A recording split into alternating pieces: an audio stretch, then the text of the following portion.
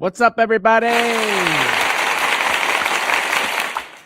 We are live. We are doing this Sphera style. Of course, we can't do our normal live streams with concerts and stuff, but we could definitely talk about other stuff like Agent Emes. This was actually an idea for me to do the subject of Agent Emes because I got an email from a fan. I will give him a shout out actually. Where is his email? Yeah, so this is a guy, Levi Berghoff. Shout out to you. He sent me an email showing that there was new behind the scene footage from Agent Emes that Label Cohen posted a few days ago. And I basically was like, you know what? Maybe I should do a reaction, but then I didn't know how to do a reaction on it. But I was like, hey, what if I just do a live stream? Right? I just go live and just talk and deep dive, kind of like a Agent Emes podcast, but not necessarily. Just talking about Agent Emes and showing Agent Emes, and just deep diving into the little gritty things of Agent Emes. It'd be awesome. I'm gonna actually before just kidding, I want to just add this here to my YouTube channel so that people could see.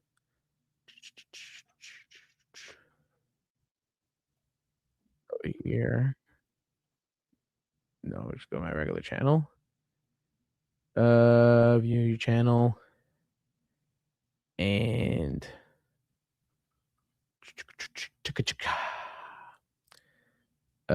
post. There you go. Doing something different today for this week's live stream. Join us. And just go enter, add the link, and post. There we go. Perfect.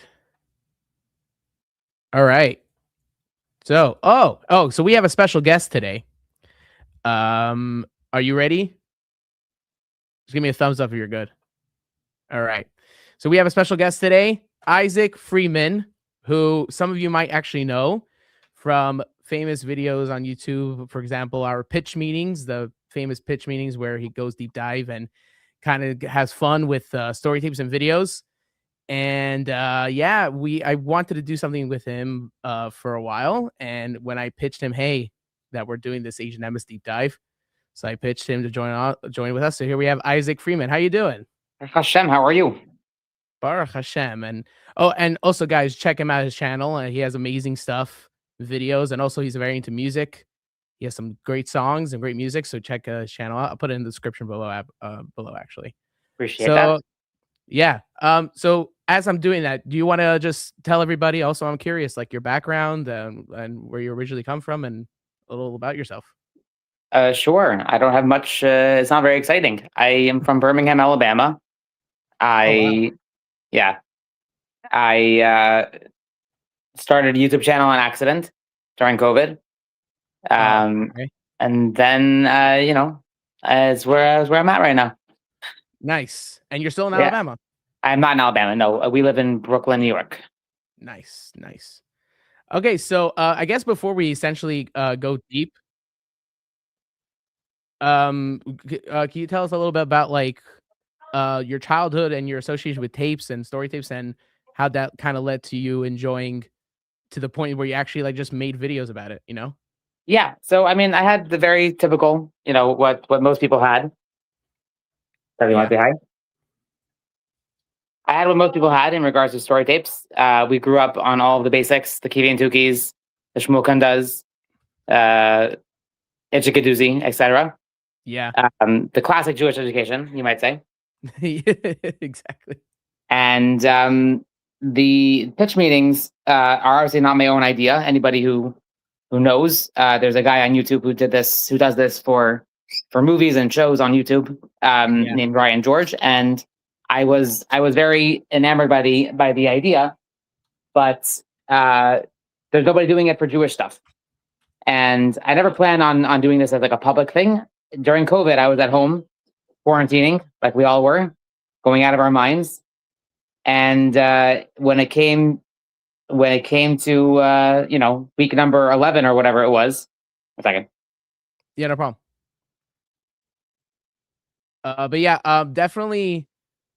My favorite of the videos are like my favorite is that like you don't necessarily just like talk about it in a sense of like you're just like kind of like, oh, we all grew up like the normal conversation we would have with people like, oh, what was your favorite artist? You actually like deep dive and probably I definitely could see like how you did the research and actually like kind of deep dive and like basically like open the box to the possibility of like how much you actually know about the information and the story tapes like really Bucky but Bucky.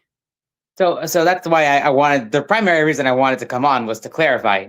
I'm flattered that I was invited, and I'm so glad to take a minute to talk here. But I don't really know story tapes any better than anybody else does. All of the videos that I've made so far, and any I will make in the future, Mitzvah, require a lot of time sitting down, listening to the story tape, watching a video, etc., Yeah. again and again and again, and taking notes, trying to find a plot hole, a thing, something little, a little something to poke fun at. Yeah. Obviously, in good humor. Not we're not. I'm not here to criticize. I grew up on these things, and this is my education. But it does take a lot of time to go through it again. So I am in no way Bucky in anything that no more than anybody else. Yeah, exactly. Okay, great.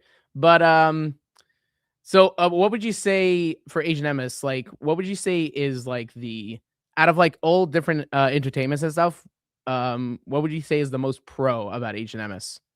Because Agent I could MS go on so long about it, but I is just want to for hear. sure. Me as well. Unfortunately, I only have a couple minutes, but Agent MS Yeah, yeah. was uh, to credit Label Cohen for all of the interesting decisions made throughout the life cycle of Agent MS.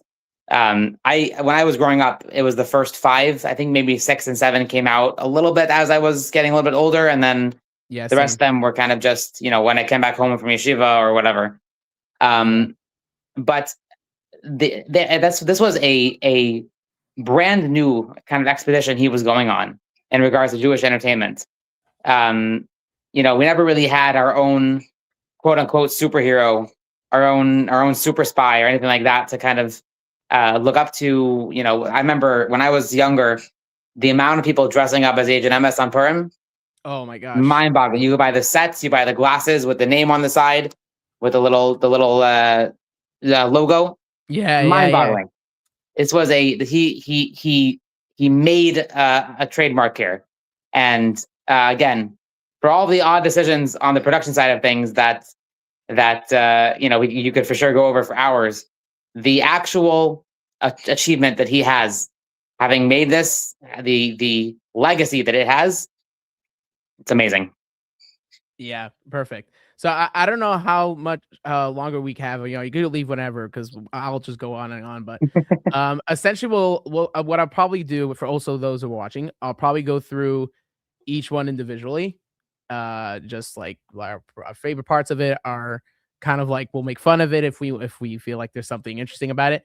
But also we'll also rank it. So every time we finish one episode, we'll put it on a chart and we'll basically just like rank which one do we think is like more funnier or whatever. But also for those that don't remember as much of the episodes, I'll just give a short overview of like what it was about, and then we'll just like talk about it. Um, so yeah, again, you could leave whenever. I know you're again. I'll just go on and on, but whenever whatever you're good, you can leave whatever. But when you have here, we'll at least do one episode. So we'll start with Agent number one, which came out at 2001, I believe. Or no, 2003. My mistake. 2003, and the episode starts out with the famous classic Agent scene of Dr. Lotov um doing the taking down the Arab of Spitzberg so that he could cause the Yidden to do an Avera for carrying. And then we have Agent Emes saving the day by shaking the ladder, and as vulnerable as Dr. Lotov is, falls on the floor and growls like a bear. My favorite part, by the way, is how like there's a plot. Like if this was real and someone wanted to like offend Yidden and basically take down the Arab, then and people don't know, then technically they're not really doing Avera really. I mean, that's number one. The for me, I was again. I have so many plans. Obviously, with time allowing, of things I want to talk about in Agent MS in pitch meetings, but the occasional violence in this series cracks me up sometimes. Just the to start off the entire saga with Agent MS, shaking the ladder. I mean, there's no indication of how high up Dr. Lotov was, but the concept of just knocking a guy off a ladder, for him to just lie there and be like, "Hey, that wasn't very kind." And also, like, the incredible. idea that like this is our introduction to Dr. Lotov, and we're meant to like be scared of the guy, but like if you could get rid of the guy by just shaking the ladder, then why should we be scared of the guy? So interestingly, I don't want to jump ahead of the gun. I know you're going to go through all of them. The introduction to the second guy, Clarence, Uncle Evil.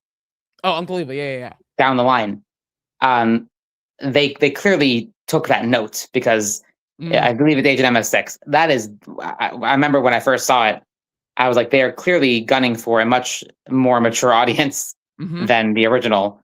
And I'm actually not sure which one I prefer, to be honest. They're different, and I'm not saying either one is bad, but depending on the vibe you're going for, I remember it was a shock. Agent MS6 was a shock because of just how dark it was almost throughout. And compared to this one, where you're being introduced to the main villain from the get-go, and Agent MS just easily, there's not even a fight here. One of the things that I was going to write in my notes at some point, I don't remember which episode I was going through, for pitch meetings, is that the first few I guess cases, I don't know what to call them even. I guess he's kind of a spy, kind of a detective. Yeah.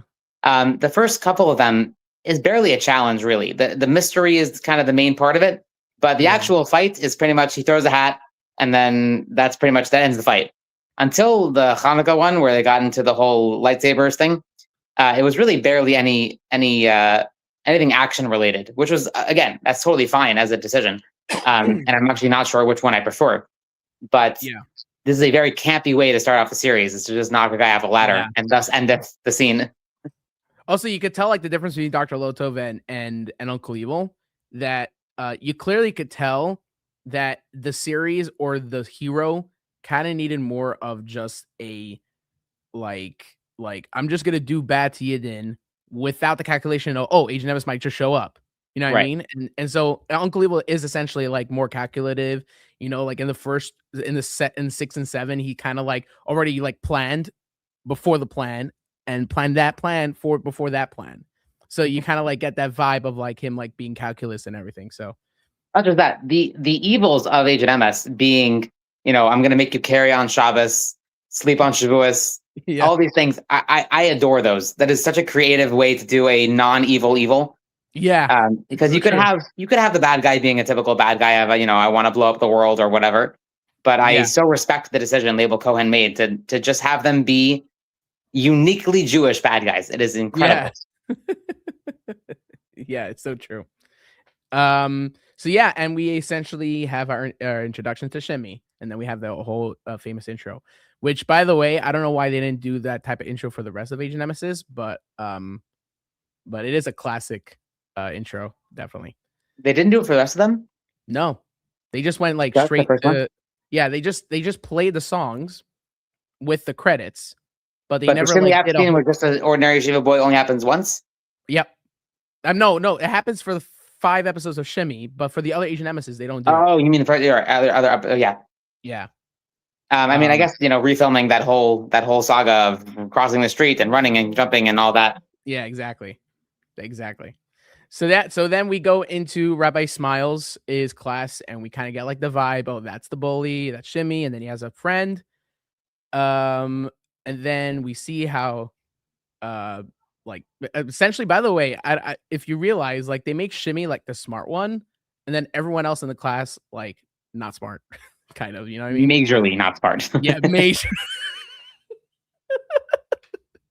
I don't want to jump ahead, but I have notes for Rabbi Naft that I started writing, Oh, and I mean, the plan worked. Before you get into the whole recap of it, the plan of Rabbi Naft fully worked because those kids were absolutely helpless. I mean, like um, like those kids are the reason why we have security for school, not just for those out on the outside. You know what I correct. mean? It's insane, and also the kind of the archetype of the bully. Yeah, Um, it doesn't quite work when he has like one scene, maybe yeah. two scenes, I think, and it's just like, how'd you do on your test? Oh, how'd you do on your test? And that's the bullying. I mean, Well, he did. Well, they do like the typical one, like the paper ball, whatever, and the straw. right, Yeah, and right. everything. Um, so yeah, so then we see the introduction and kind of get the feel of the characters, and also in the recess, and we kind of get a feeling that Shimmy's favorite friend is Yoni, and they're like discussing his like endeavors and what he's up to in the spy world of Agent Emes. I kind of do like at first you go like, why does Shimmy have a friend that he's basically open to everything? But then like it actually could be a cool story of like that they could like if they did like a prequel, it would be a cool plot line of like Shimmy doing something and he was kind of put into a corner and then his friend Yoni saw him as Agent Emes and then he just like, all right, you see my identity. That could have been a cool story behind the scenes. But that doesn't explain why he's still open with him, like telling him everything, every little plot line. Like even later in the episodes, he literally tells him, "Oh, I'm gonna put in the corner. I have only 8 hours." Like he's literally updating him every day. It makes no sense, but it is fun. Yeah, and this is kind of where you can start getting a little bit into the weeds of what makes a good movie, a good story. Yeah, Um, Again, these are only things that I noticed as I got older, and as a kid, did not care at all. But yeah, older now that I'm older, I could look back and I could say a couple things. I think that Yoni's character type is supposed to be the supportive friend who yeah, isn't in the spy world, right? There's usually the main hero, and then there's kind of the organization he works for, and then yeah, oftentimes what they'll do is they'll give him a best friend who either discovers his identity or knew it from the beginning, whatever it yeah, is, and he's kind of just there to be a support system. Um, Sometimes they'll do in certain stories they'll do where he kind of gets involved, where he's maybe the tech guy or he's yeah, something in the background where get involved, and they really didn't do that with Yoni. I looking back at it as an adult, I'm surprised at how little Yoni has to do with the story yeah. outside of school. Hmm. Um, that's kind of where I get confused as to why I don't really mind the fact that there's a character out there who knows his identity and continues to know. Just nothing happens with him. Well, Um, if I was like label Cohen, I would probably tell you that maybe it could be that his role in the videos are to be the exposition for the audience. For example, like at the end of the episode one, where he kind of tells them the whole take on how he knew and the Schaefer and everything. It could be like he's basically the like the outlet for the audience to kind of get what Jimmy was thinking and everything. that makes sense.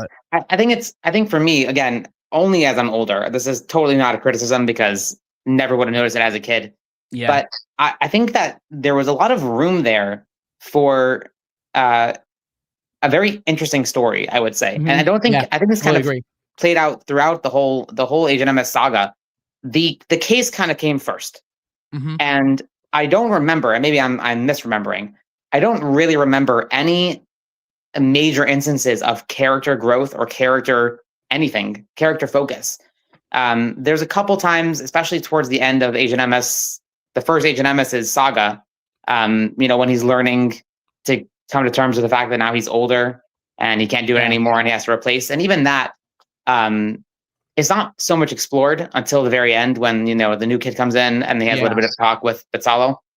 Yeah. And I've often wondered if Yoni could have been a really great, even continuing that thought of him being an exposition device, he could have been a great soundboard across the episodes of anything.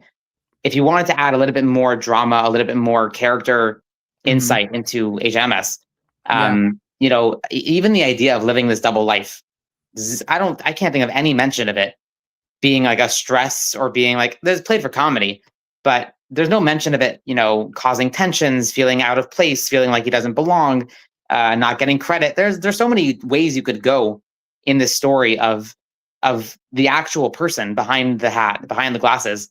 Right. With Yoni as a very good soundboard for that. Or even more, maybe somebody who he confides in without just being an exposition device. Right. And I again, this is not a criticism because I would never have noticed as a 6-year-old. But now that I'm older and I look back at this series and I'm like, this still could mean, something like this could be a really good movie as it is. Yeah. The budget doesn't have to be crazy. I think the kids don't care about the effects. Everything kind of holds up for what it was, and for the budget that it was. But the story is just something that I feel like is somewhat hollow, especially when it comes to characters like Yoni and even the bullies. Yeah. Yeah, you can also how in again jumping a little ahead, but how Agent Emes 4, Yoni becomes like a victim of one of Dr. Love's plots. And what have been interesting is that if the bully was it's famously known that kid that acted as a bully, his parents basically stopped him from acting Agent Emes because they thought that everyone was like, "Oh, you're the bully." That's the rumor, or at least the famous rumor. But it would have been interesting if the bully was the victim, and then it comes to a point where Agent Emes saves him, right? And Right. you know what I mean? There's a lot of different things you could have played around with. I think it kind of comes down to the fact that, and I think this is still a little bit of a problem. I have my own kids and a lot of my cousins, nieces, nephews, etc. A lot of the content that I see in the Jewish entertainment world, people thought that our problem was quality, meaning CGI and editing and animation and all that. And that was definitely a struggle we have, and it's hard. It's a budget. It's and all that. But again, the older I get, and the more I start paying attention to writing in general, writing that I enjoy, I find that characters as a whole was something that's kind of ignored in the Jewish entertainment world. Yeah. Whatever route you could have decided to go, there are tons of ways you could go here with the bully, with Yoni, with Agent Emes himself, with anybody. There's no, it doesn't seem to me at least, and I can't speak for Label Cohen, but it doesn't seem to me that there was any even attempt to really delve into anything. It doesn't seem like it was even on anyone's mind that there should be something like character development, character growth, which if you're going to be the bully of the story, I think that one thing that kind of gets overlooked is that the character archetype of a bully is not interesting just because he's mean. Right. He is interesting because there's room for either growth or drama. You could have a bully be on Dr. Lotov's side. You could have a bully be rescued by Agent Emes. I'm not sure which one is better, but there are ways you could have gone to the point where it would have been something interesting to see. And I don't think that really went anywhere. Right. Okay, so then we move on to the next scene after recess, where we have Dr. Loto. By the way, guys, if you comment below, as usual on our live streams, if you comment below, we'll give you guys a shout out and answer any questions you might have, and even some things that you might like about Agent Emes. Could be what we're up to or whatever in the series, but yeah. Anyway, so the next scene we have is when Dr. Lotov and Clarence are sitting next to a scale, planning a plan about how big they could, how much they could do to tip the scale.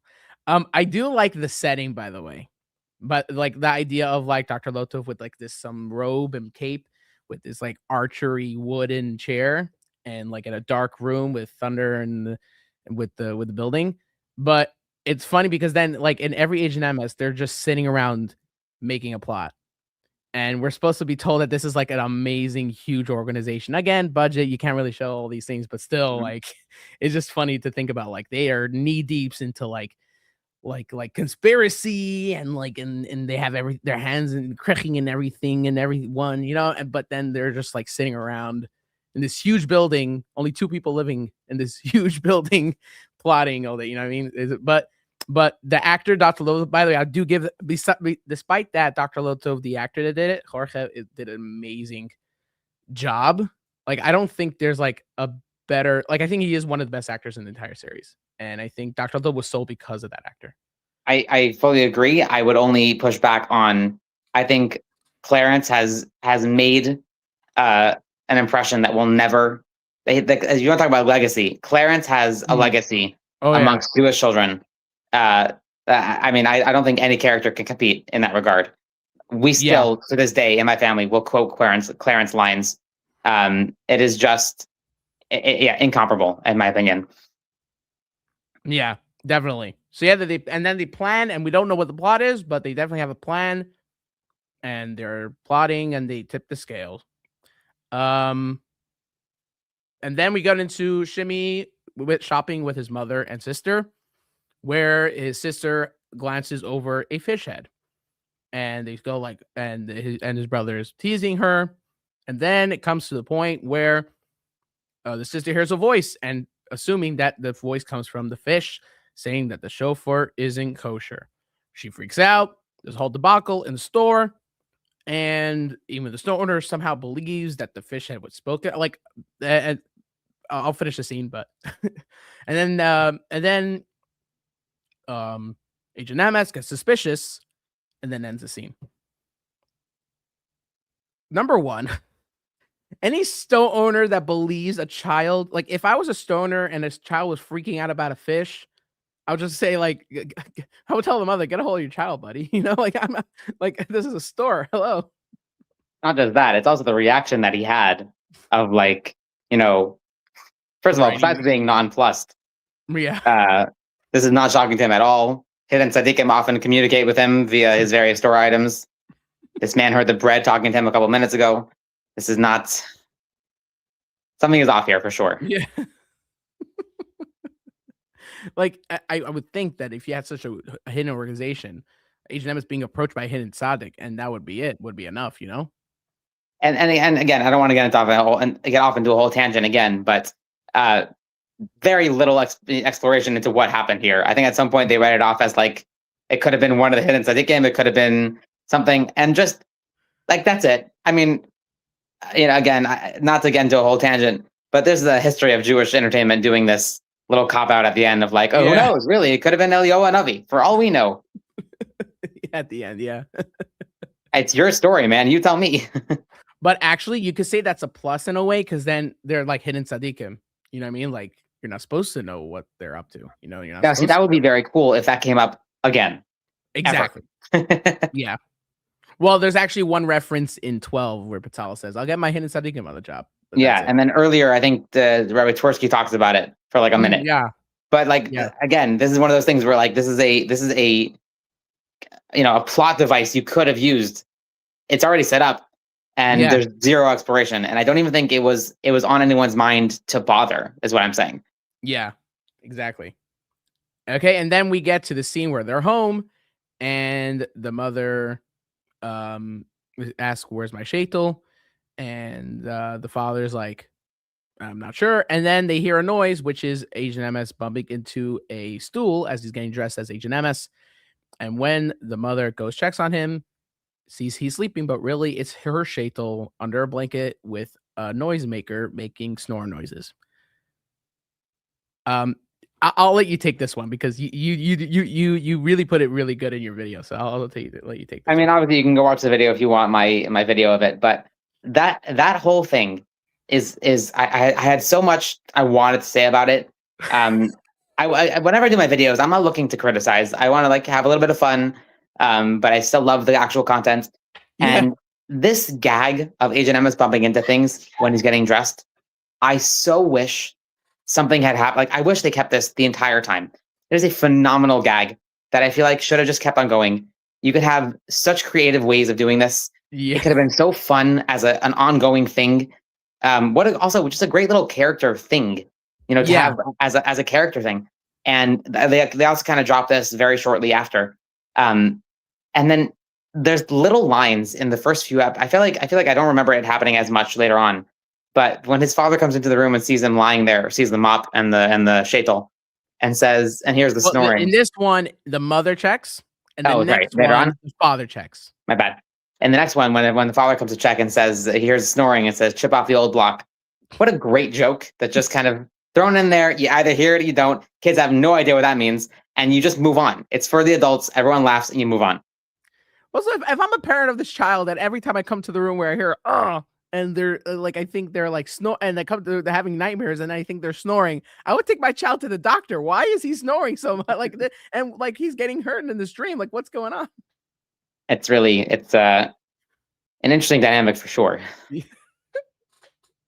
Also, if I did another episode of Asian Emes with Shimmy, I would probably do something like a reference, like, hey, like you have a bruise on your hand. Oh, I was really hoping when he came back for random cameos throughout the show.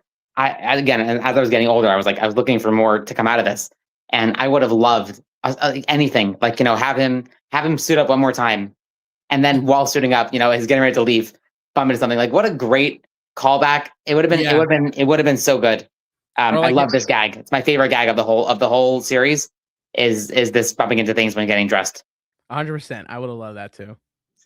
And then we go and see the essential way of how he gets to the office to his boss because he wants to check in after a suspicion. However, he got the suspicion.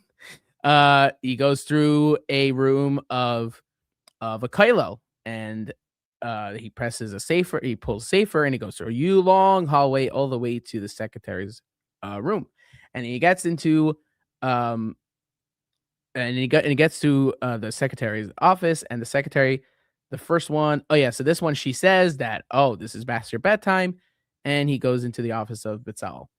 Um, I'm actually curious about that the base medrash part of it. We're supposed to assume that they're part of the organization, right? The base medrash? Yeah, like all those people learning.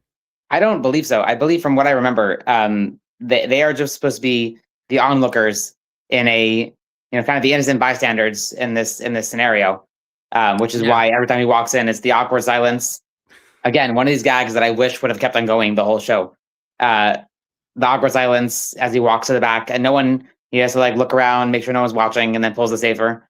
No one notices this bookshelf swirl around, and the kid's gone. so But you actually believe that this is all purely for the gag? Like, there's no other explanation. We're not supposed to really think about it too deep. Like, maybe they're part of the organization, maybe they're part of the like. You think it's just purely for the gag? to me, the first couple Agent MSs were all about the gag. It was just pure campy fun. Just we have a Jewish super spy who throws his hat. Like it was just campy, which is kind of why I think that intro really covers the first Agent MS compared to when the second one came in and they had the much more dark introduction. I think Yeah, it was just a campier, kind of just wacky world that they were introducing us to, yeah, and that's where I think, at least. that makes sense. And then he goes to Pizzalo, and they start comparing intelligence, and they get it to the point where they realize that it has something to do with Shifers and Rosh Hashanah, but they're not exactly sure what the plan is. But Batal also has an intel however he got this intel, that it has to do with the same chauffeur factory of Spitzberg in which Agent Emes is so happened to go on the trip to visit before Rosh Hashanah. I think Pizzalo is one of the best. We'll go into deeper with other episodes because he has much more screen time and everything. But I think Pizzalo is one of the best from actors that in the franchise. I also do like how he kind of like balances like the campiness, but also the seriousness. Like, because all these other characters, you have these gags with these characters, and they're acting like as if they're totally oblivious. But then you get to Pizzala, and that actor, how he performed it, Ruby Russell, he really did balance out kind of like, yes, it's a campiness, but I'm meant to be like the boss. I'm meant to be like the guy that grounds all this campiness down in a sort in some way. Yeah, I mean, I actually have to how to after this, but Yeah, no problem.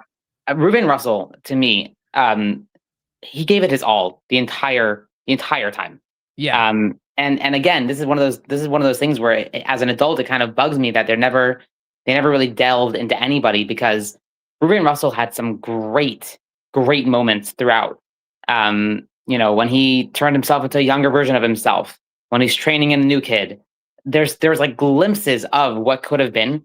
Um, I believe it's when he's training in the second HMS, maybe it's the third even, and he's kind of trying to put him through the ropes, and yeah, there are just little tiny specks of phenomenal acting from yeah, Ruvain, and like specks and glimpses of a story that could have been of a a much more in depth look into what was happening. Um, but even from episode one, yeah, 100%. Ruben Russell, I mean, as to be expected from a comedian, really went all in on the campy stuff, the fun stuff, the funny stuff. And then when he wanted to be serious, he could be a very compelling screen presence. I was very impressed with his performance all throughout. yeah. Even as a kid, you could tell, like in a certain way, you could tell, like, okay, the evil guys, there's no way they're evil, and then all the good guys, you could tell, like, oh, it's the kids playing kids or whatever. But then when you get to Pizzala, you're kind of like, you actually, like, it was very hard to distinct it as a kid. Yeah, I think Clarence gets the most credit because he was funniest. Oh, Quickly, all the gags. yeah, But I think that Ruben Russell is like I think as you were saying, he's the most believable. yeah, Like I could see if they were to remake Agent MS and fully sit down with actual screenwriters and scripts and casts and all of that, I wouldn't cast anyone else. Ruben Russell is the had the perfect dynamic, the perfect aura. The whole time he played that character.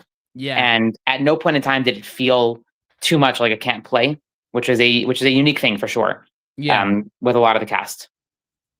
I also, like, I even talked to Label about my ideas of what 14 would be, and I think with the idea that I have, it's very Batsalis centered. Um, Especially when you're adding a new agent, whatever. Like, I'll tell you later, but it's pretty cool.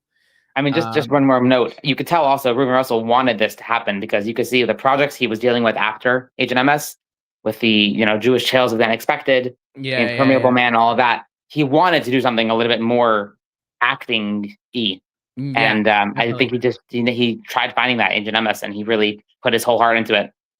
Yeah, definitely.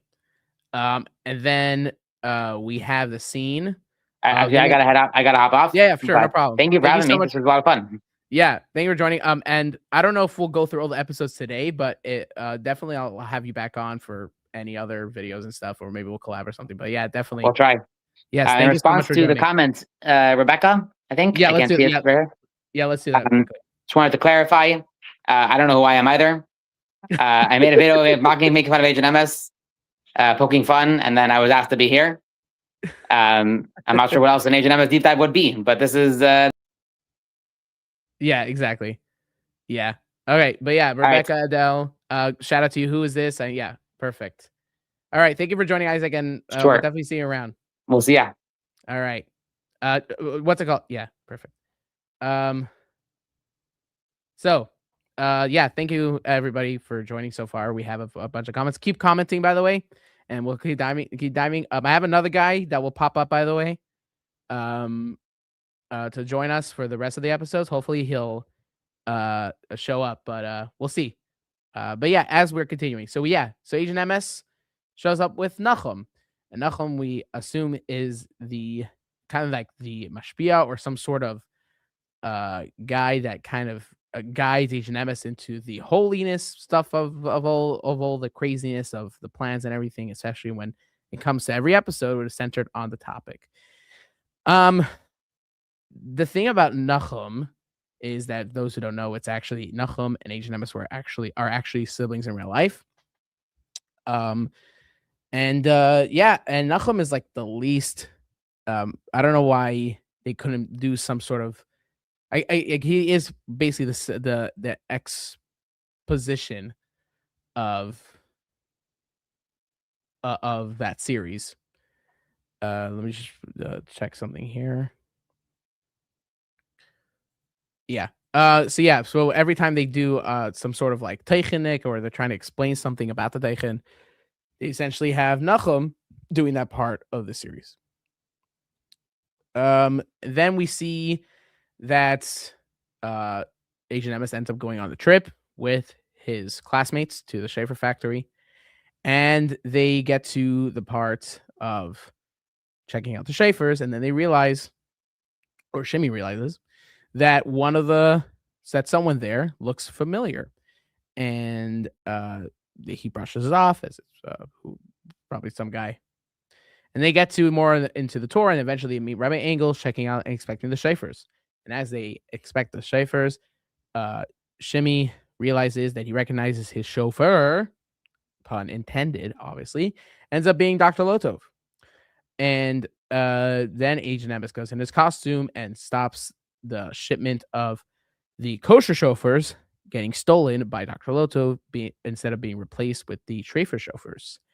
And that is when we find that Agent Emes saves the day, and then we go on into recess at the end, where Agent Emes confides with Yoni how he found out the chauffeur is chauffeur, and eventually continues on to doing him at the life of Agent Emes, looking as a naive kid by pretending to be fumbly during the sports, but really behind everyone's back, he makes a huge shot from across the court into the hoop. So, to where we're up to about the scene of the chauffeur factory. The thing about the chauffeur factory is, like, again, it's that whole thing of like you're supposed to expect evil being this whole 1 second here. Where evil is like a whole organization and conspiracy, and they have agents everywhere, like the counter of like the spy element of Agent Emes. But then you find out that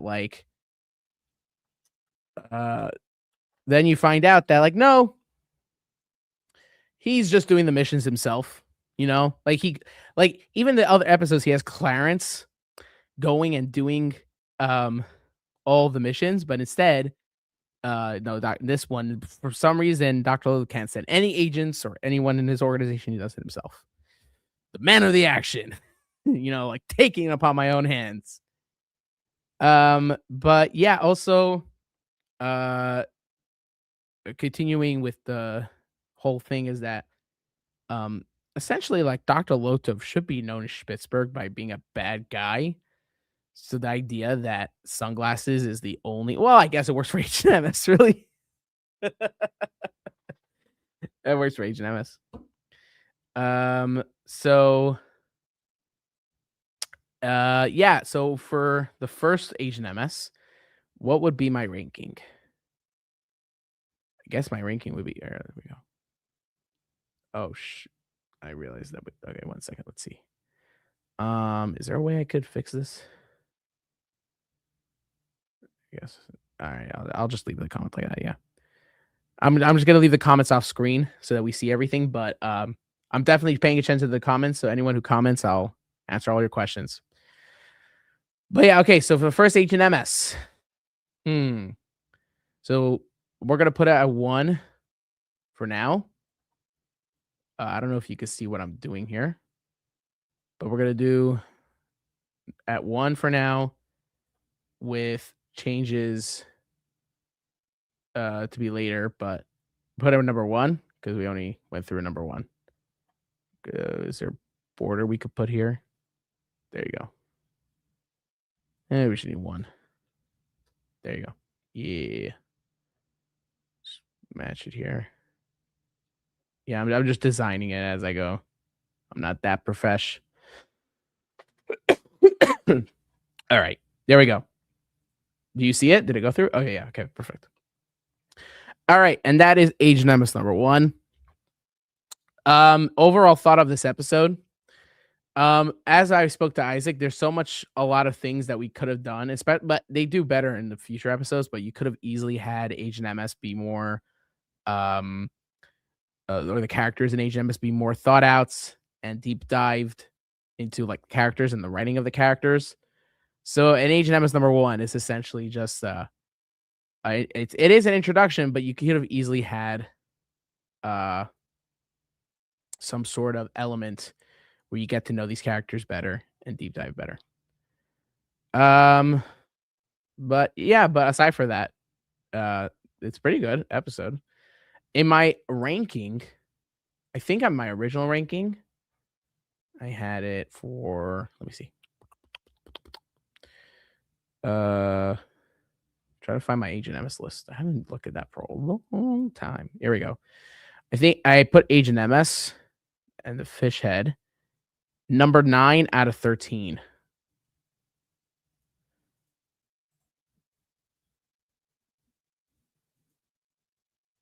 There you go.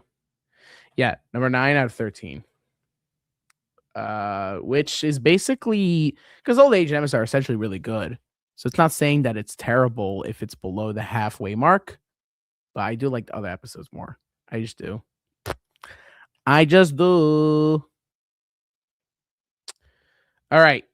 Should we move on to the next Agent Emes, or does anyone have any questions?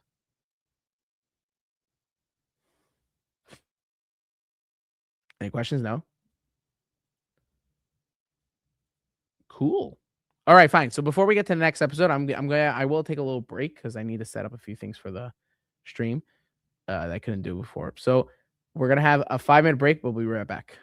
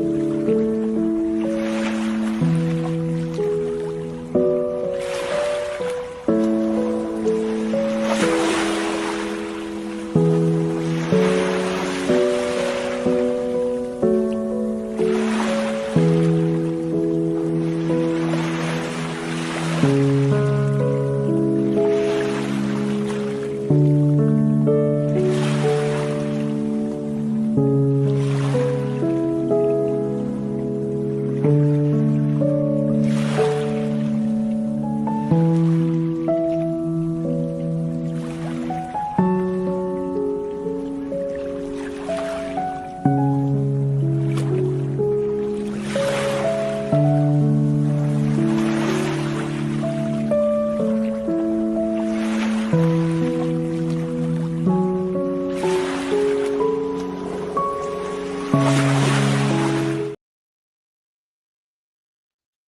right. What's up, guys? All right, we're back. All right. We are back. Guess who's back? I'm going to try one more thing here. There we go. Yeah, let's do that. That's much better. Transparent. All right, this is going to work. Okay. Yeah. Delete. There we go. All right, add more. I just had it. Yeah, there we go. Check out how that looks. Oh, that looks much better. Okay, yeah. No, I'm just checking something because we're doing the podcast, the live stream this way, and I want to show like reference footage if I'm just talking to myself. So, all right. So moving on to Agent Emes number 2. There we go. Agent Emes number 2. So Agent Emes number 2 starts out with essentially a normal day where we find that Agent Emes in Pittsburgh, a normal day, Sunday morning, as the Jews prepare to daven. And we see that they're davening, they're about to daven Shachris, they're about to say, how you do in a shul of Pittsburgh. And as they are, something incredible happens. Someone's tefillin turns into crumbs. Now, I don't know a lot about physics, but if you had such an easy piece of tefillin in a box and tefillin in the heat and moved around, like all the elements of where and where that tefillin bag could be, you're telling me that there was not like crumbs everywhere and like you couldn't tell that that was like essentially cake right away, especially when you're tefillin. Also, how do you have phylacteries through that? That's pretty tough to do, man.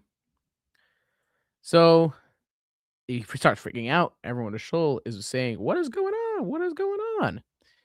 And they essentially realize, "Oh, wait, something's playing." And give me a second. Let me just fix this. So, yeah, let me just fix this here. I'm sorry about this. Should put like that. I'll put it smaller so that I can see. I'll have it up to here. I'm trying to see if I could put some reference footage. Give me a second. So then it'll look better. Okay, and then I'm going to share my screen. Stop. Wait, no. Oh, shoot. Stop sharing. Okay. Share screen. To window.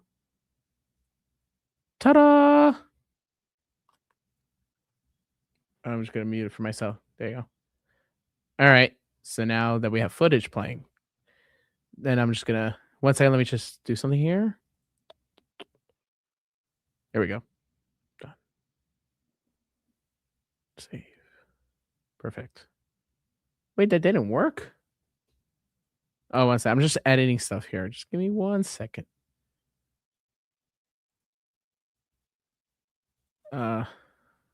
Let's do Agent Emes.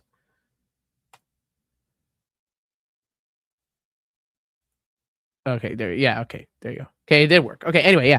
So as we're going, so then he starts freaking out, and then he gets to the point where he faints. Oh my gosh, someone fainted. I mean, it's film, for heaven's sake, And as he does that, let me just put this slower. So speed. Slower. All right. So yeah. Hello, for heaven's sakes, his film was destroyed. So he fainted.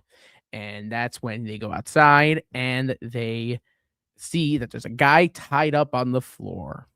And they go and looking and what is going on. And then they realize that essentially it is Agent Emes that did so. And Agent Emes holding his brand new tefillin. And he gives it back to him and says, "Here you go. Here's your tefillin." And that's how they. And then he has to go back to school, in which he is late. And then we go into the intro. So, what's interesting is if a guy faints, you don't drag him, like, essentially, like, you just let him wake, like, call first of all, call, like, ambulance or something, like, why are you dragging him outside? Second of all, you're especially supposed to think that, like, if a guy is freaking about his filling up to the point where he faints, that's, like, a lot of passion for that guy, you know? If only I could live up to that level of fainting because my filling was gone. So, and then Agent Emes, so then, the other thing I'm thinking of is that if Affairs International is just a huge organization, essentially they would try to do a wide operation of doing a bunch of fill-ins, not one fill-in, you know what I mean? But then Agent Emes essentially says a word that no one says nowadays, it's like essentially a bad word for some reason. I mean, not for some reason, but yeah. And then so my question is this a guy in the organization that decides to do something in a sense of like by himself and not in the organization? So does he go and essentially just do his own thing and try to take care of like one film, or try to do like a little thing instead of like trying to make a whole operation? Because if it was done by Dr. Loto and Invasive International was involved, you essentially think that maybe again they would do a bunch of films, but no. So maybe it's one guy doing his own thing and he is associated with Invasive International. Could be. So then we get into the intro, and then we get into Agent MS being late to school, and they lock the doors. And when they lock the doors, uh, they lock the doors, and Shimmy doesn't know what to do, so he ends up doing this whole acrobatic show of climbing over the gates into the window and then running through the hallways. And you see teachers are locking the door, but Rabbi Smile is still at the door, wide open, waiting for the student. So here's the thing: is Rabbi Smiles standing in the hallway, essentially waiting all day? Like, is this like thing like I will not start class without a student? But question is, how late are we talking about? Because if it's so late that they lock the school, like I don't know any school that will lock its doors just because they're starting school. Because like for example, Shimmy or a lot of students in populated from communities walk to school. So if they walk to school and they come to a locked door, what they're just gonna I have to go back home now? Is there like no one like chaperoning the door, maybe? Like a normal school? And so that's my question. How late was he? Because if he was really late, Rabbi Smiles being like, I won't start class without every student is in my classroom. That could be like an essential like plot. Like this, like Rabbi Smiles is such a good teacher, he won't start class without every student being there. And if he did start class, so we're meant to believe that they don't daven in class. Because when Shimmy comes to class, as you say, that the Rebbe starts coming in, and they go, "All right, close your chamashim. We're having a pop quiz." So essentially, we are meant to believe that they don't daven in class, because if they do daven, then they wouldn't have chamashim at the beginning of class. They would probably have a siddur, you know. But no, we're essentially supposed to believe that he is um that they're doing Chumash class, and that's it. So apparently they don't daven in school. So if they don't daven in school, then like, do they daven at home? And if they daven at home, does school start later? You know what I mean? Like, we're essentially supposed to think that maybe, yeah, school does later. And if that's the case, Shimmy is really, really late. Like, aside from being Agent Emes, obviously we know why he's late. But if you are in the administration of school or the teacher, you're essentially supposed to think, okay, instead of starting at 8, we're starting at 9 because of davening or something. So if Shimmy comes to school at like 9:15, 9:30, like really late. That's like really late. Wait, I just realized I was looking at the reference footage. 1 second.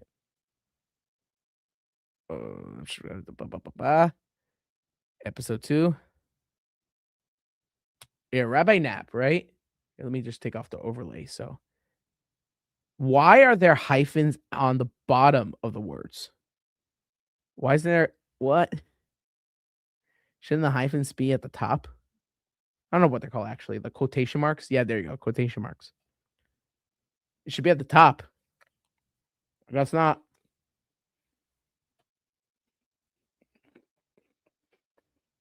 All right, so we cut to the scene. Next, we have Dr. Loto is back in his palace and complaining how Clarence is in his nerves and how the Jews are always in his nerves, you know? But then he goes on and basically decides that, comes to realization that Hashem protection. And then he gets to the point where, he comes out with a plan to remove Hashem's protection from a by accident comment by Clarence. Again, as I spoke with Aizik before, they never do anything else but plot. I mean, if you're the head of an organization, shouldn't there be people, screens, technology? You're supposed to rival essentially the Jewish CIA, Tov Ma'od. And they have all the technology in the world. No wonder they know exactly what they're doing. Because they're not doing anything else. But yeah, he starts plotting. He comes up with a plan. And then that ends that scene. They move on into. I'm just gonna stand up a little bit for a little bit. But anyway, so essentially they go back to class. We go back to class, and they're in the middle of their test, and no one knows any of the answers. Like I said with Aizik, essentially no one knows anything. They're really dumb in this class. This is terrible. To the point where he does a pop quiz and not even one student knows how to answer any of the questions. Not Shimmy, not Yoni, nobody. Rabbi Smile is such a good teacher. But then Rabbi Smile takes this as a teachable moment and starts talking about why Torah is so essential for the Jewish children, especially when the Jewish children are the guarantors. As we all know from the stories. I'm just gonna move my camera a little bit over here. There we go.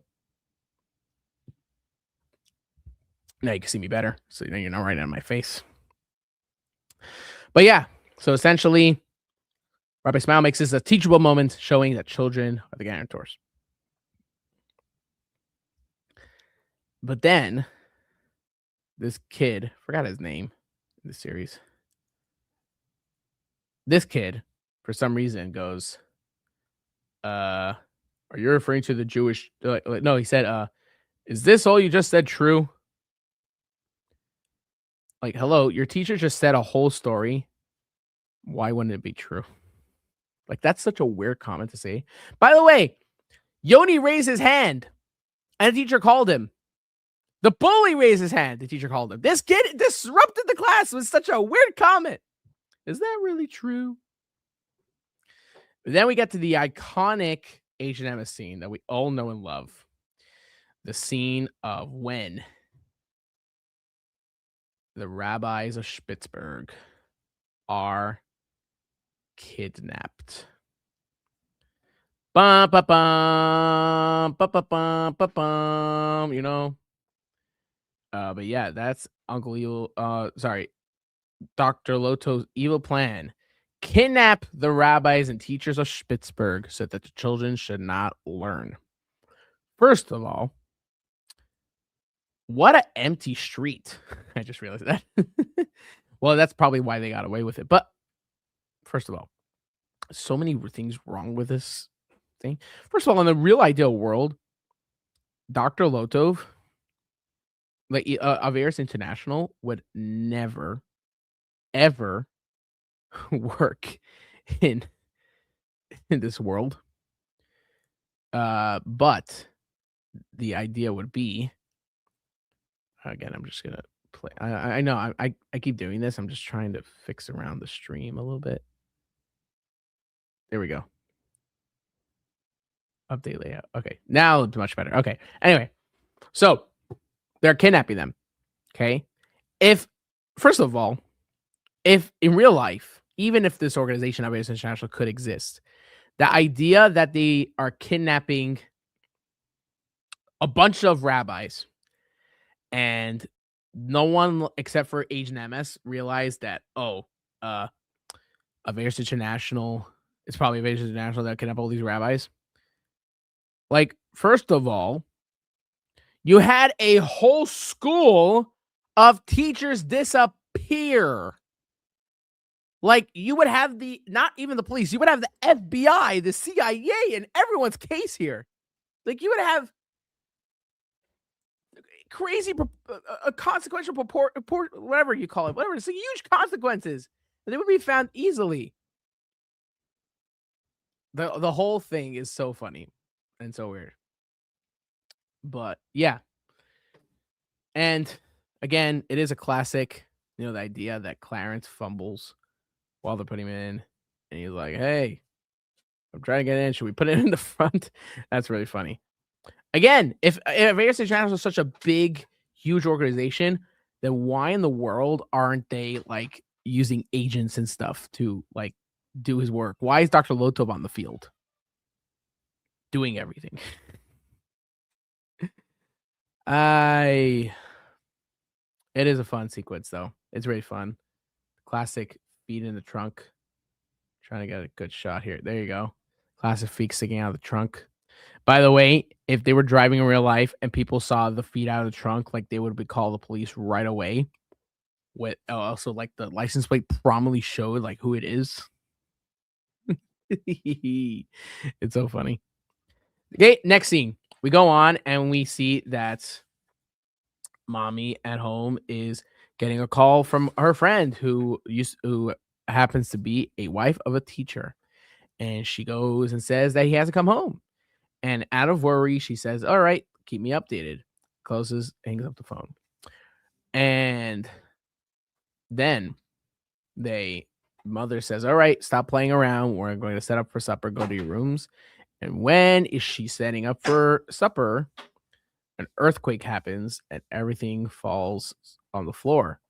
She gets upset and calls them to come downstairs and says, why are you playing with the ball in the house?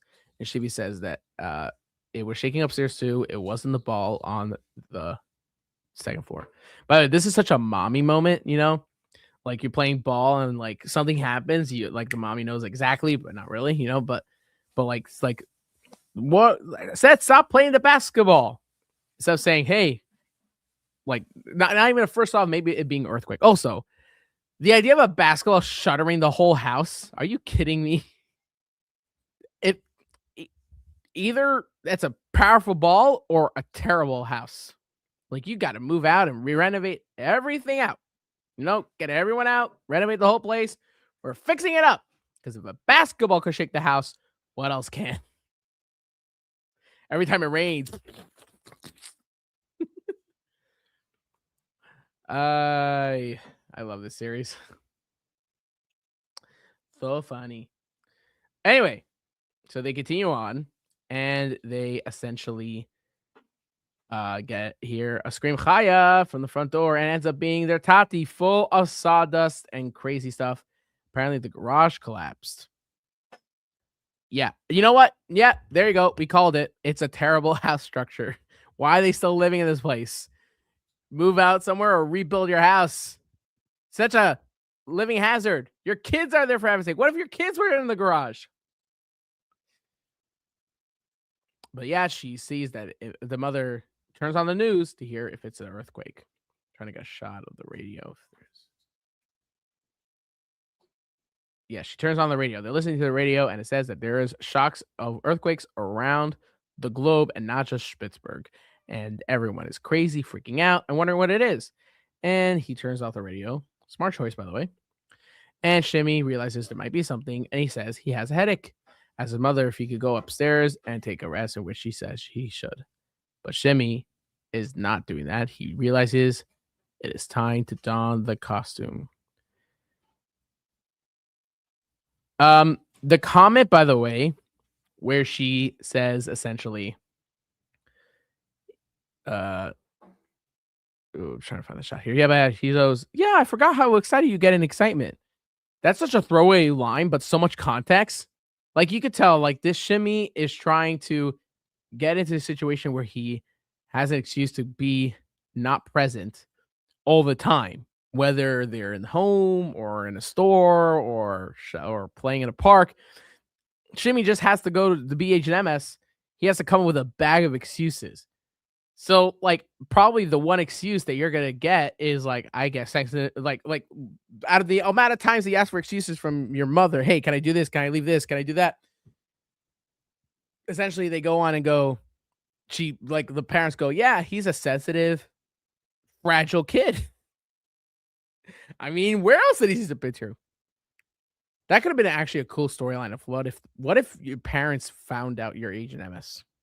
That would have been really cool, you know?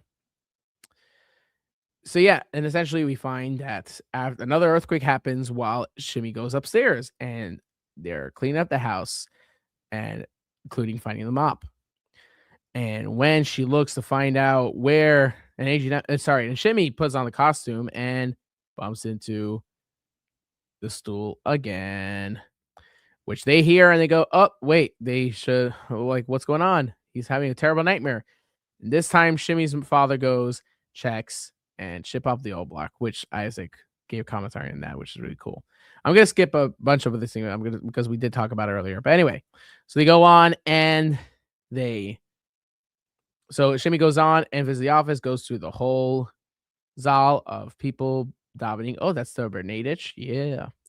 Uh and they're learning, and Shimmy goes through and they get awkward silence there of why he's here. But they continue on, and he goes and pulls the lever, which is a safer, which spins him into the hallway, going to the secretary. But now we see that the secretary, that office is a mess. And she explains that because of these earthquakes. Which, by the way, if you had an earthquake, this office would be more destroyed than it is. I mean, look, that computer is so secure, no glass shatter. That fax machine looks neatly nice.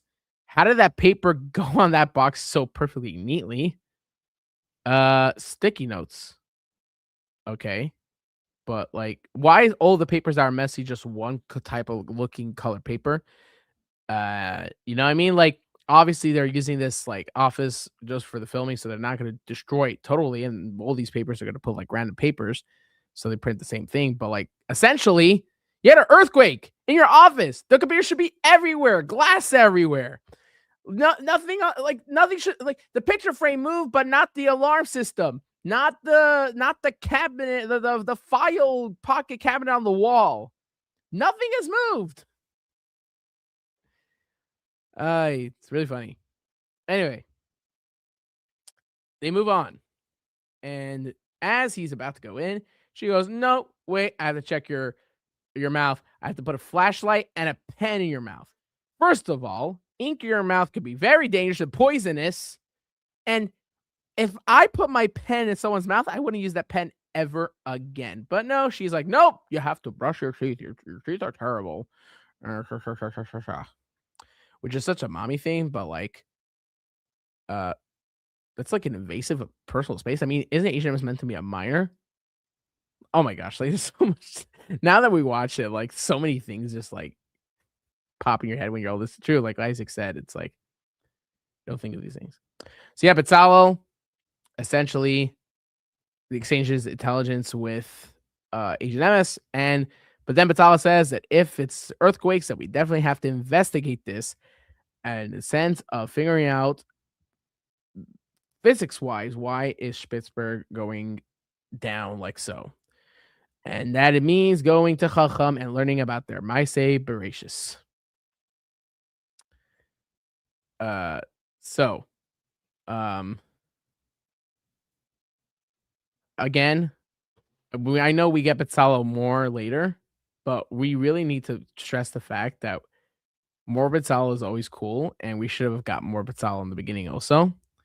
But yeah, Pizzalo telling Agent that he should go to Chacham and figure out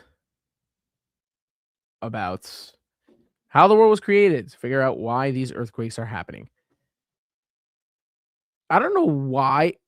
What is going with? Okay, they're going to the Harem. What is it? Howard chamber, Howard barrack chamber, something like that. That does not look like a chamber. That's a tarp. Looks like a bed sheet. Like, you know that line of a bed sheet? Or is that a wire behind it? But essentially, we're supposed to believe this is some sort of chamber. Wrinkled chamber. It just looks so ridiculous. Also, if you look closely, he has a brim down on him. And when they transition later, his brim is up like a snag. Hashidish man. But yeah, anyway, yeah, so they learn about what is causing the destruction, and they realize there's something going on that will bring the end of the world. And they realize that it is because all the letters of Torah is missing from the world, and therefore it's causing so much tremble and destruction. And they're like, why is it disappearing? And then Nahum's like, oh, yeah, you're going to have to figure that out. Nahum, that doesn't make sense. I mean, essentially, you have Nahum, like, basically helping Emes figure out all this out till this point. But then he's like, oh, your job to save the world. The world is getting destroyed. Why are you still sitting down?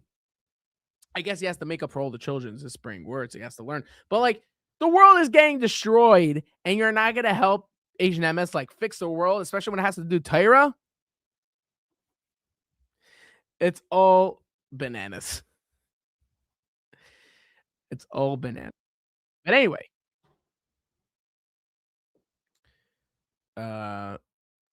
Then we move on to the next day where Shimmy goes to school, and then there's another earthquake. Oh my gosh.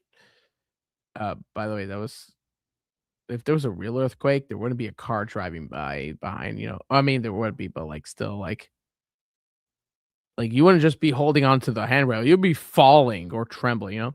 They comes out and finds that the school is in chaos, and all the kids are just running around and screaming, pass the ball. Which, by the way, if you're in a school, there's probably an area of recess where everyone plays. Like, why aren't you like in a recess area playing ball, you know? But anyway, they're crazy in the hallways, and they go, none of the teachers show up in school. If no teachers showed up in school, like,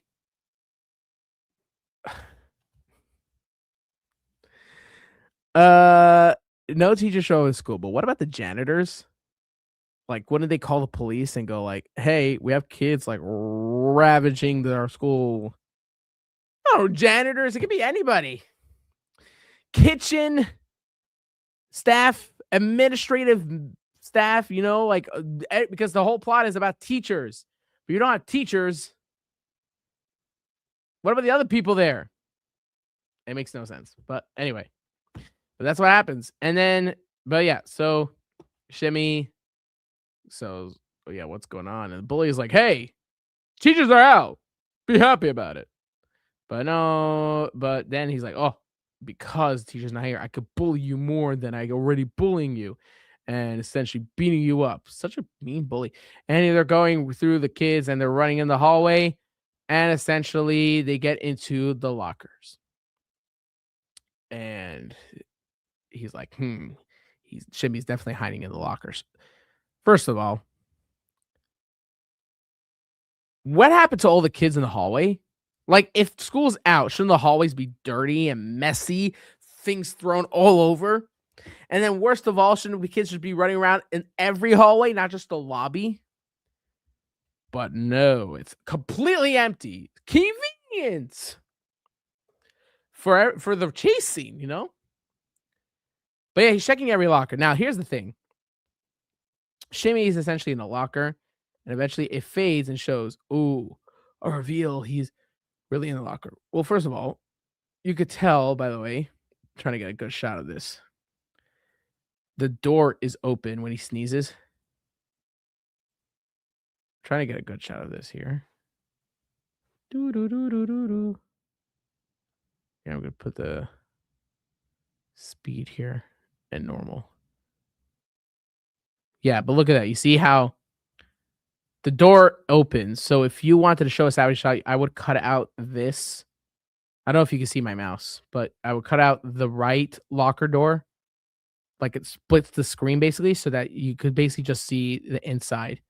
So it doesn't look like obvious that they opened the door to show the shot. But also, I would change the whole thing. I would actually just show like a hachu within one of the lockers, or maybe a camera in the locker right up at his face and goes hachu.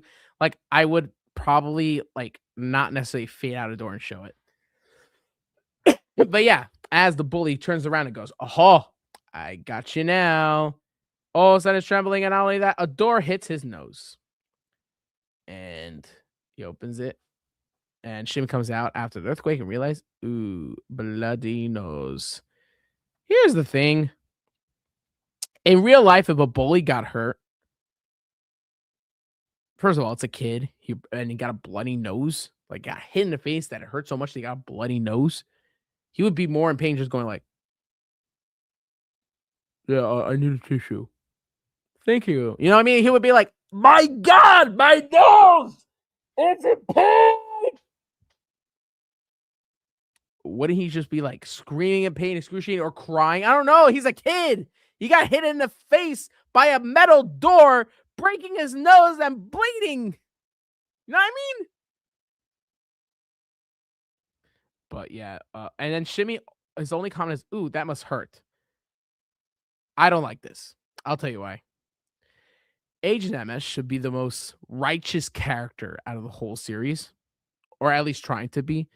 And even if like he's getting bullied, I think Agent Emes really would be like, he would be like, "Oh, are you okay? Like, can I help you? Can I get you some ice?" He wouldn't go, "Ooh, that must hurt." Like, I don't really care because like you're the bully. You're trying, like, you know what I mean? Like that's what a normal kid would do. "Ooh, that must hurt." Even a normal kid would go like, "Hey, can I take you to the hospital? Like find some ice." "Oh yeah, everyone's kidnapped. No one can help you." But Dr. didn't kidnap any secretary, any infirmary, EMT, nothing. But my point is that I feel like Agent Emes would really go, "Oh, are you sure you need it?" And then we have the bully go like, "Get away from me, like leave." I think that does the character. I don't think that would fit the Agent Emes character, especially Shimmy, where we're supposed to think that he's like the most righteous out of all Agent Emeses, and everyone is Spitzer. You know what I mean? Maybe except for Robbie Smiles and Robbie Angles. So I don't think that works. So anyway, Yoni comes up and says, "Yep, calls my I called my sister's school to find out what's happening in their school, and there's no teachers." So the women were kidnapped too, teachers too, but we don't see them at all.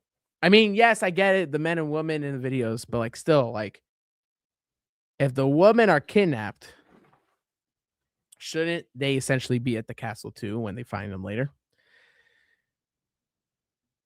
We don't ask questions. Anyway, so Shimmy puts the pieces together and realizes the teachers are kidnapped, the kids are crazy, and they're not letting Terra, and that is causing the world to be destroyed to the point where only one locker, by the way, opens up and papers fly out. If these we had 2 locker doors open up because of this earthquake. If this earthquake, every locker door should be opening in a frenzy. Not just 2, one for each earthquake. They should all be opening papers, water bottles. I don't know. It should be anarchy.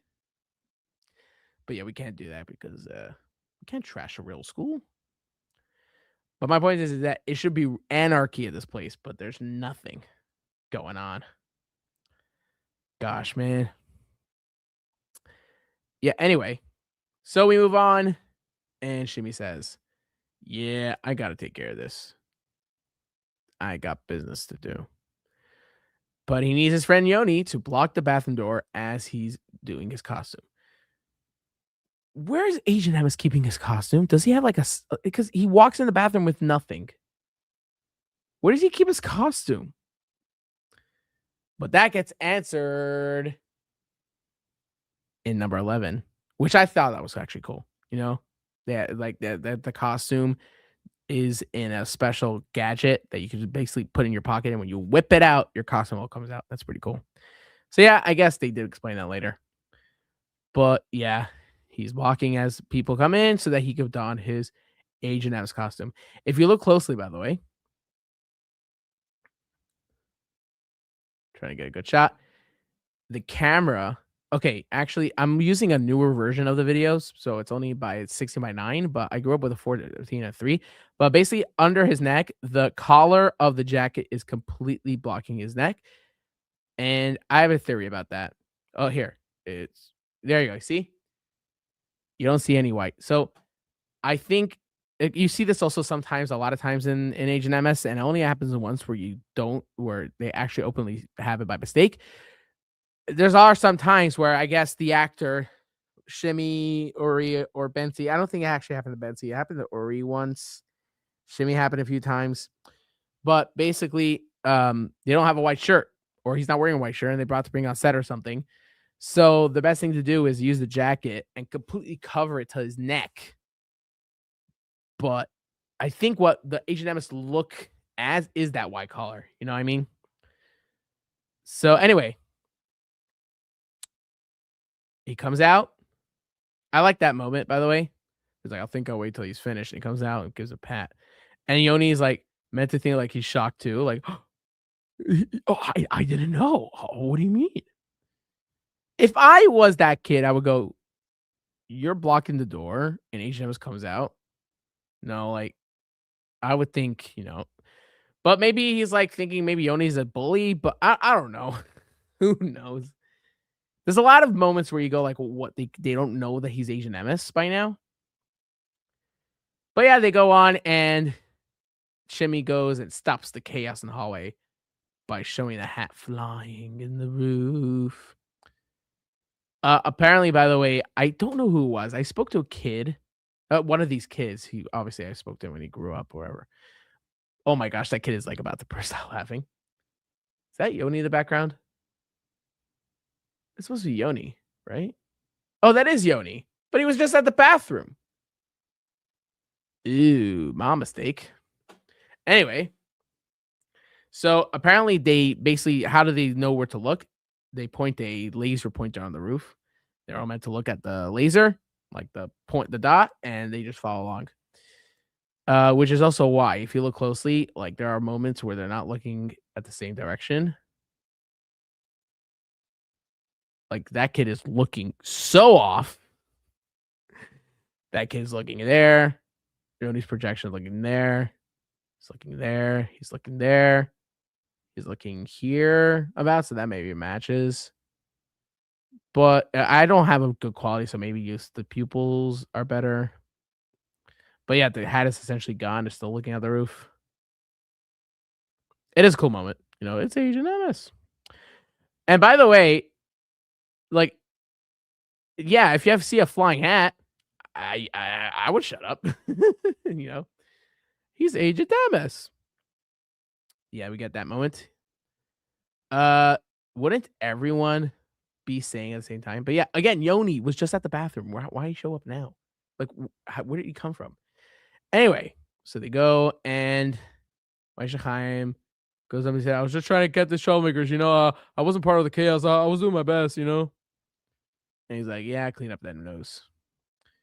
So, yeah, so I think, again, I think the writing should have been better in the sense that Shimmy should have been like, here's a tissue.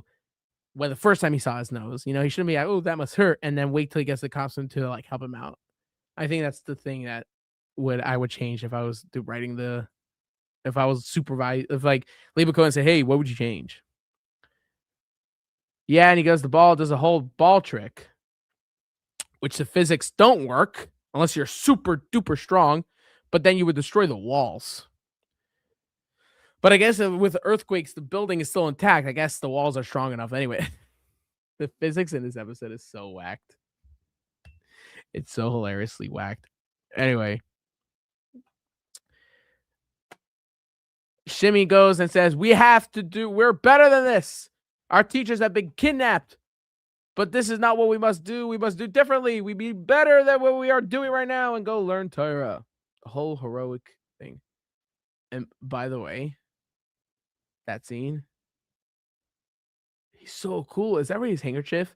And they're like, oh, no way, that's your handkerchief. And he goes, I'll never ever wash it.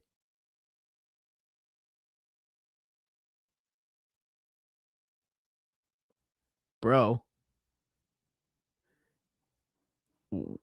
what are you supposed to do? Like, just keep it.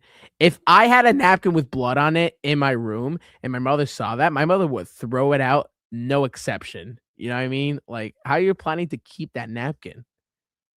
Why not wash it? Just wash it, and you say this handkerchief is H&M. I had blood on it.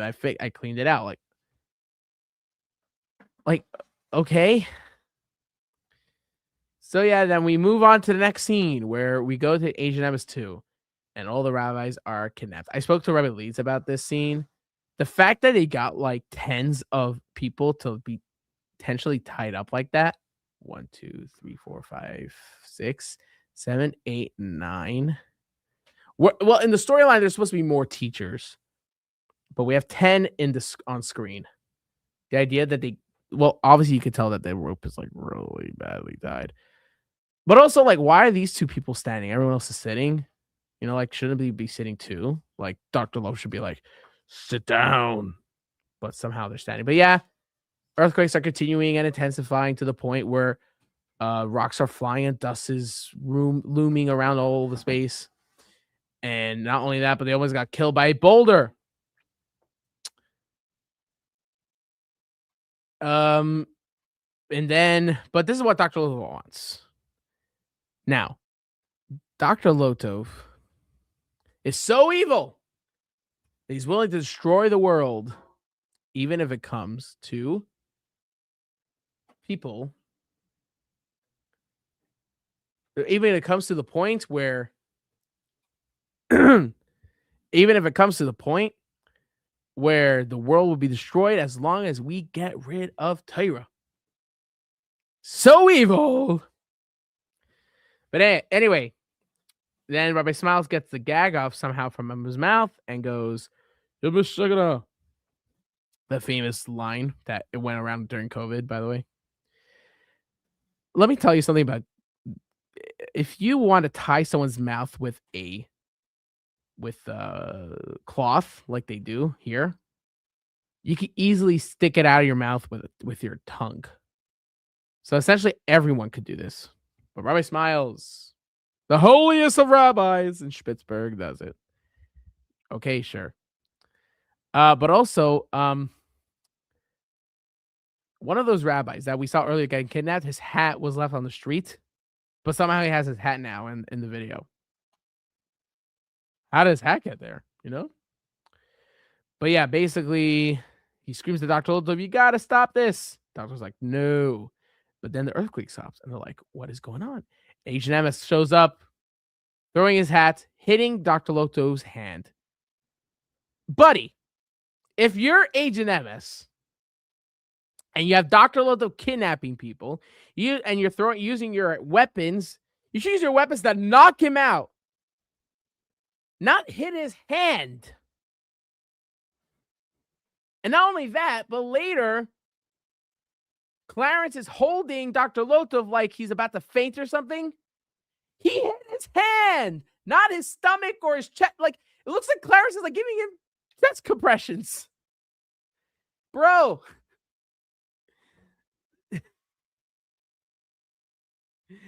It's funny. But anyway. But then it's revealed why the earthquake stopped.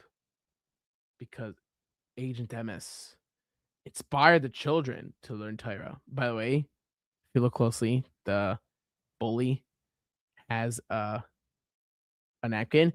Again, I don't have the best quality of this video, but some of these kids are looking into sitters. They're not real farm. I grew up with the version, like a good quality on DVD at my house. We were learning from sitters. It's funny. But anyway. But yeah, Dr. was like, no way. How'd you do this? He just went to kids and told them. By the way, red, the laser was red, right? Turns red. I'm trying to get there. And changes to gray, but then it's blue. And that's not the pen that he was holding before. things, what we call in the business the continuity error. Anyway, so yeah, he says that Jew learns Torah even without teachers. That's the flaw in your plan. And then he goes, "You need to go home to grade some quizzes." Oh, how do you know that? And he runs away. Okay, a few things to note here. Again, if you're Agent Emes, knock Dr. Lotov out and get them out as soon as you can. He just runs away and the rabbis are still there. And then we're essentially supposed to believe that the rabbis went home safely. If Dr. Lotov, the most evil of evil, had had the rabbis, you think he would just let them go and that's it? No. He would like use his old technology to brainwash them and like you'll like. It makes no sense. I would have it that he knocks Dr. Lotov out with the hat, gets him out, and escapes from. That would be a whole thing, you know? If they're willing to go with sword, they definitely could go with the whole action scene of getting them out, escaping the palace. You know, that could be really cool. Hi.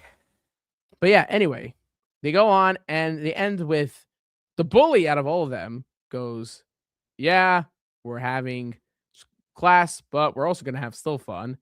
And like balloons will blow them up. We're going to like make loud noises. And the teacher walks in. Uh-oh. Bam, badam, bam, bam. The teacher's here. And he's like, how's your kidnap? But they have. Why would a kid say that? Hello? By the way, and how's the teacher back in school? If a guy was kidnapped and as a responsibility of the school, the principal will probably say, yeah, you need a vacation. Okay. You need to get some therapy. Okay. I can't get you next to kids if you're in the state of mind that has a concern as the principal of the school.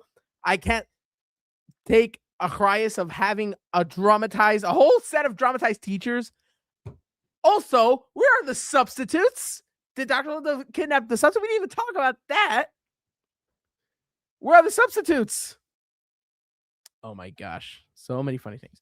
But yeah, he basically said that thank you to Agent Emes, we were saved. And we get to the credits showing everything and all the people. All right. That, as I said in my review, this is my second favorite Agent Emes. But listen. Sorry about that. Listen. It is my wait, actually, was it my second favorite? Yeah, it was my second favorite Agent Emes. Listen, I just love it. This is like the episode to watch to like make like nothing makes sense. You're watching out of just being funny of how campy it is. Nothing makes sense in any scene. But the Titan's still there, and we're just having fun. All right. Where would I have this on the ranking system? All right, let's see here. Share screen with here. All right, here we go. Where would I have this? Oh, wait, I want to show this one, right? Share this tab. There you go, much better. Now we have the whole screen. But yeah, where do we have this in our ranking system? So Agent Emes number 2. I would put it before Agent Emes number 1. So if let's say Agent number 1 is a 2, I would have it at 1. Just by the sheer, because like number 1, there's like it's not as enticing and like ridiculous as like I think the ridiculous of number 1 is just how many things like just happen and like just badoli. And in Agent Emes, we just go all the way with the ridiculousness and the campiness, like no stop, full tank of gas of how campy we could go with the episodes. And I think the Agent Emes 2 is like that. So I would put number 2 before number 1. All right, guys. Let's get into some comments. Shout out to I am Nate. Hi, Nate. Hello. Uziel fans. Uziel, what are you even doing? I'm doing a breakthrough and deep dive of Agent Emes. I'm not the location, okay? How did the stool get to the bathroom without anyone noticing? Yeah, I mean, you have chairs in the bathroom. They're not stools. Like, how did the stool ever get to the bathroom? It would have been put away. Maybe the kids being crazy in school, they put the stool there. Who knows? But I think again, it's like Isaac said, it's one of the best gags in Agent Emes where he bumps into things when he puts on his costume. And the stool is part of the gag. But how did it get there? That's a very cool question. Yeah, how did the stool get there to the bathroom? Is the essential question. All right. Anything else happening around? Any more comments? All right, guys. I think that's it for today. This was very cool. I didn't realize how long it would take for us to go through Agent Emes. But I think we'll stop here. Maybe next time we'll do more episodes in one stream. But this was fun. Deep diving Agent Emes, especially when it's Sphera and we're not doing concerts. So we're doing the Agent Emes deep dive. It's pretty fun. And I hope you guys enjoyed it. Comment below on your favorite moments of Agent Emes. At least in the episode we covered or in general. And everything. Oh, there's one more comment. Rebecca Adele 4045. And also, how did he manage to get the clothes on the chair without anyone noticing? The clothes on the chair? The clothes on the chair? What do you mean by clothes on the chair? I'm just going to look back at the episode. Clothes on the chair.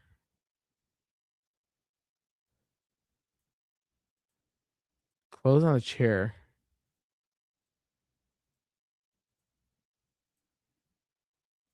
The hat and glasses.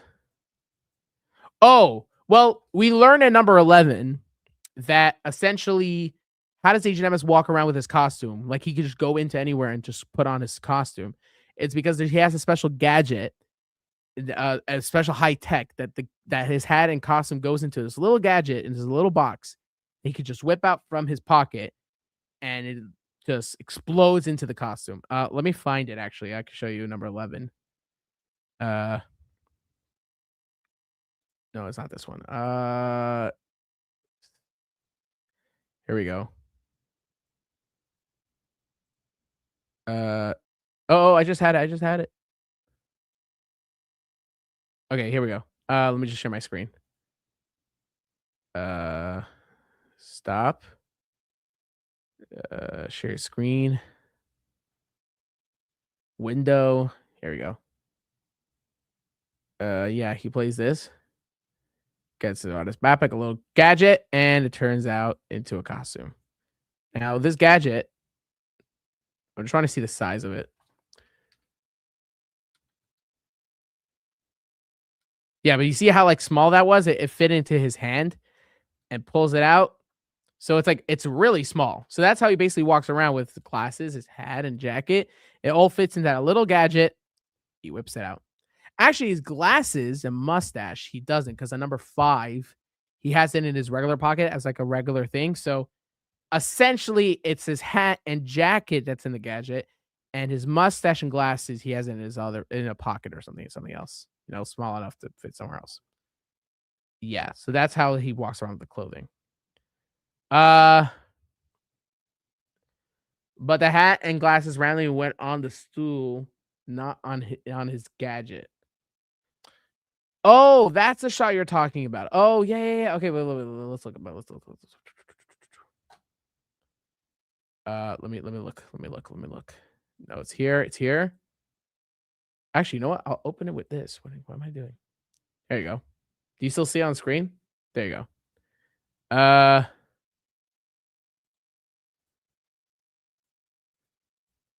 Here we go.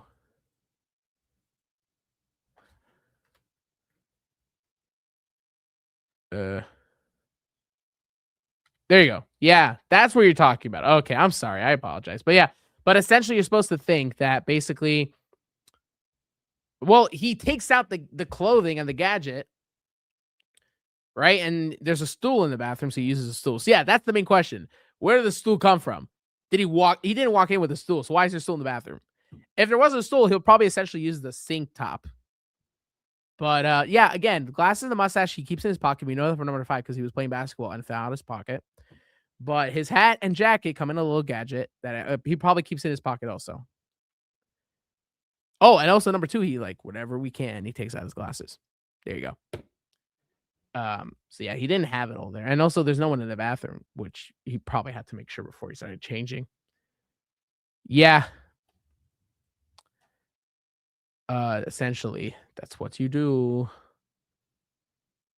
All right. If there's anything else, no one else, anything else? Fair moments, questions.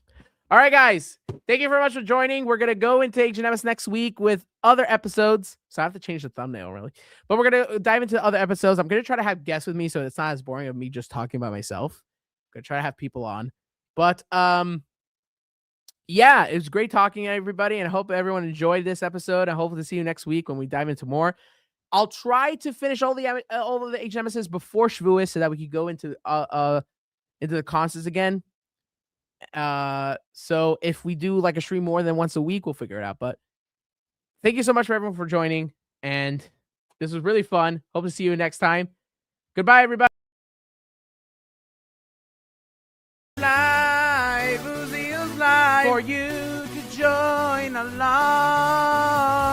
Live, Uziel's live for you to join along.